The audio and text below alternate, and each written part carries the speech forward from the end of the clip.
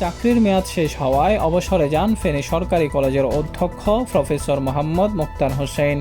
ফলে প্রায় 4 মাস অধ্যক্ষ পদশূন্য থাকায় ভারপ্রাপ্ত দিয়ে কার্যক্রম চালানো হচ্ছে। 5 আগস্ট পরিবর্তিত প্রেক্ষাপটে পরবর্তী অধ্যক্ষ কে হচ্ছেন এ নিয়ে শিক্ষকদের মাঝে চলছে নানা আলোচনা। ইতিমধ্যে দৌড়ঝাঁপ শুরু করেছেন সমাজকর্ম বিভাগের বিভাগীয় প্রধান ফখরুল আমিন পিন্টু। তিনি গত সপ্তাহে সহযোগী অধ্যাপক থেকে অধ্যাপক পদোন্নতি পেয়েছেন।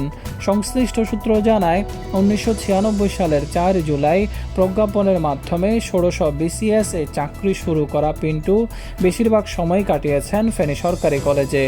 মাঝখানে লক্ষ্মীপুর সরকারি কলেজে শুধুমাত্র 3 দিন ও কুমিল্লা ভিক্টোরিয়া কলেজে বছরখানেক চাকরি করেন তিনি।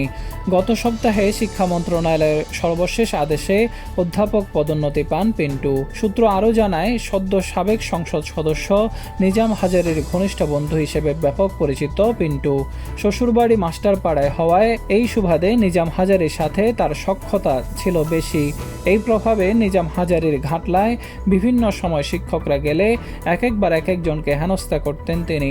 শুধু তাই নয়, কলেজের শিক্ষক পরিষদ নির্বাচনে নিজাম হাজারীকে এনে তার হস্তক্ষেপে ভোট ছাড়াই পিন্টুর মনোনীত সম্পাদক প্রার্থীকে জেতানো হয়।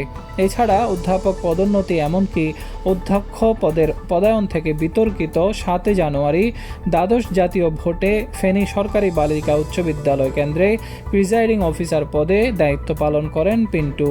সহযোগী অধ্যাপক পদমর্যাদার কেউ এই পদে দায়িত্ব পালন করতে অনীহা থাকলেও অতি উৎসাহী হয়ে দায়িত্ব নেন। তার কেন্দ্রে 94% ভোট গ্রহণ দেখানো হয়। অনিয়ম দুর্নীতির অভিযোগ রয়েছে পিন্টুর বিরুদ্ধে। 2018 সালে অনার্স ভর্তির সময় সমাজকর্ম বিভাগে জনপ্রতি অতিরিক্ত 2200 টাকা এবং জনপ্রতি টার্ম পেপার বাবদ 800 টাকা আদায় করা হয়। তখন সমাজকর্ম বিভাগে তালা ঝুলিয়ে দিয়ে ছাত্রদের প্রতিবাদের মুখে বাধ্য হয়ে পিন্টু টাকা নেওয়া বন্ধ করে দেন।